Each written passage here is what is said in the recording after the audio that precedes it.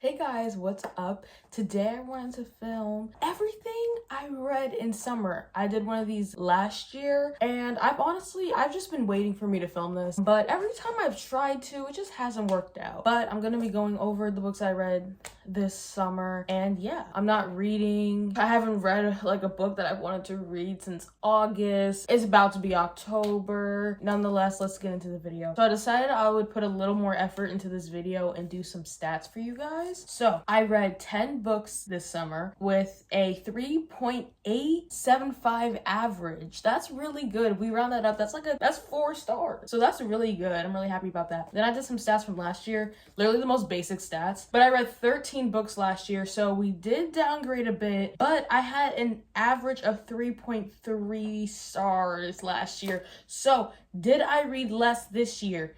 Yeah. But did my enjoyment go up? Yeah, and I think that's what really matters. The quality went up while the quantity went down, and that's okay.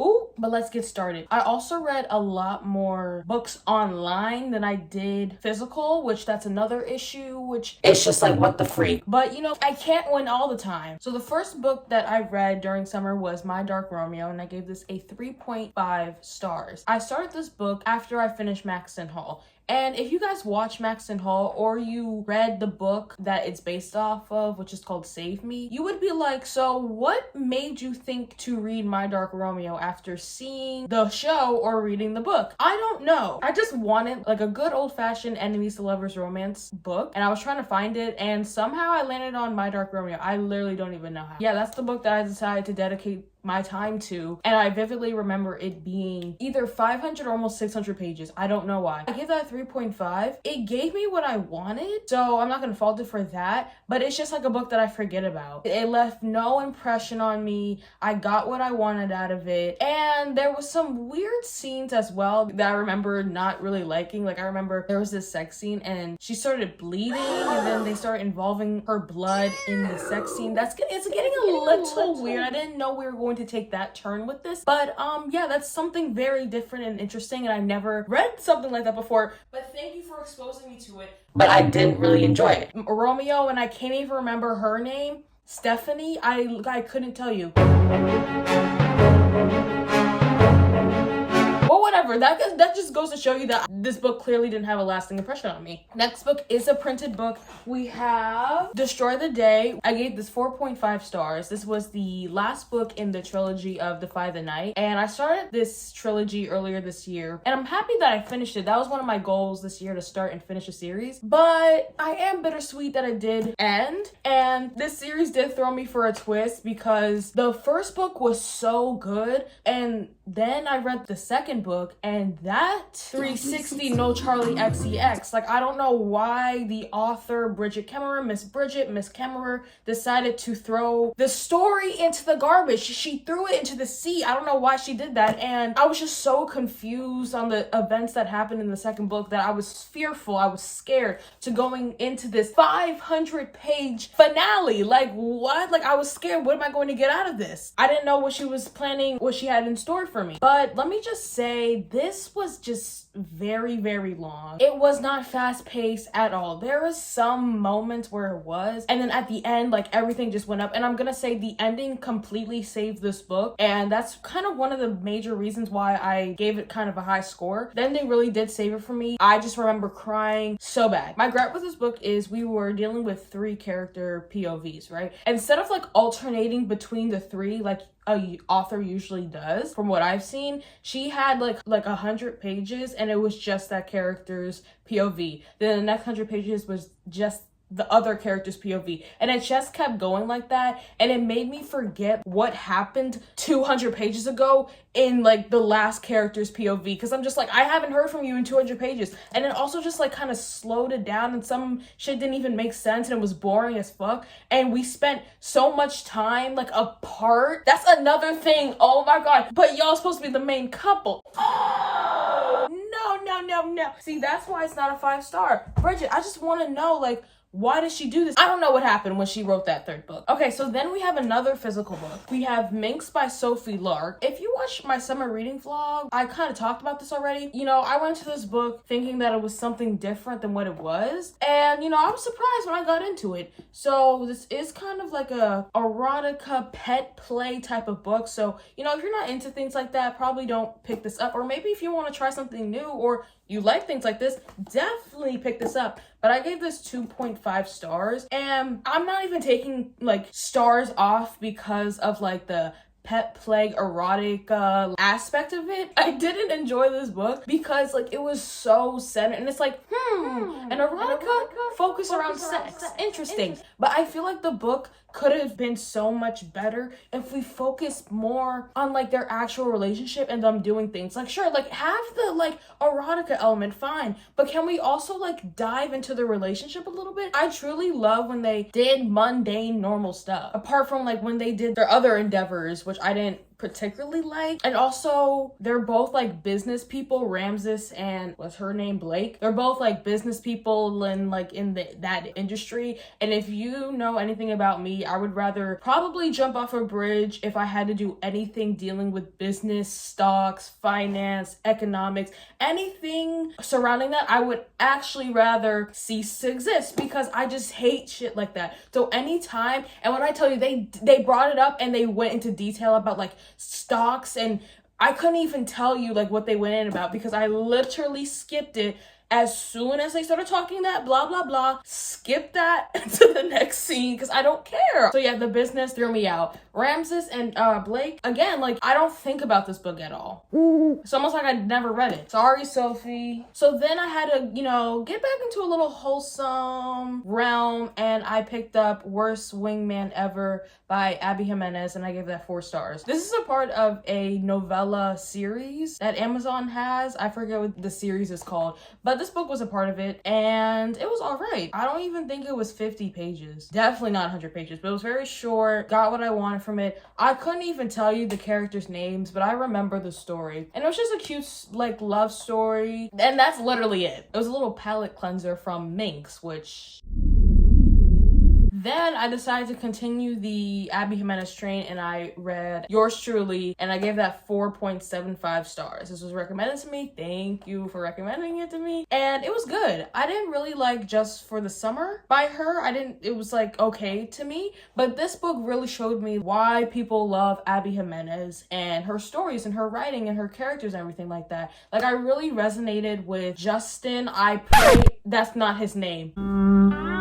What is that man's name? Brianna, and is it Justin or was that Just for the Summer? It's not Jake. 1 second, guys. Y'all, I knew it started with a J. It's Jacob. But yeah, I really resonated with Jacob and his anxiety, and I never read a book that I guess showed anxiety in that light and the way it was dealt with in a relationship setting. It was so cute and I loved it. I love that Brianna was so willing to adhere to Jacob, and not in a way that's just like self-sacrificing or like she's doing it out of pity. Like she just was just very mindful of his anxiety and like what that meant and different things that like would possibly trigger him. And I just thought that was so thoughtful and cute. And the letters in the beginning of the book, the letters, you already had me. Like, what else is there to this book? I'm sold already. And then you have their fake dating relationship, and that just, y'all, like, you're not even fake dating. It was real. It was true. The things they were doing, the things that they were saying. Who are we fooling? Because it's not me, babe. I think it's only the two of them. My only gripe with this book was kind of the ending. You know, this book was fully centered in their fake dating story, right? And it just felt like it just kept going on. Like, even when we got to a point where it was like, okay, we can be together, then a